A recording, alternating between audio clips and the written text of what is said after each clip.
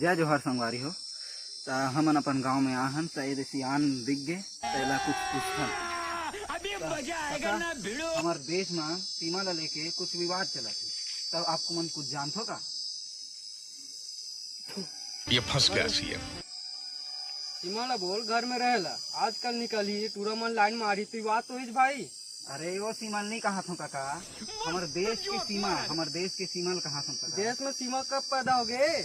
अरे काका, भारत और चीन के बीच जो सीमा है ना, वो वाले सीमा कहा। वो काका टूरिए। अरे काका चूतिया धन बात मत कर। मैं चूतिया में मोला बोलते रुक यहीं फोन कर भाई साहब कुछ ज्यादा नहीं हो गया ये? मतलब कुछ भी जी, ऐसा चूतिया आदमी लोग मिल जाते हैं जी, ये पूरा बेकार है जी, सारा टेंशन आ जाते हैं जी। तो हमारे साथ आप जुड़े रहे और आगे की न्यूज हम आपको देते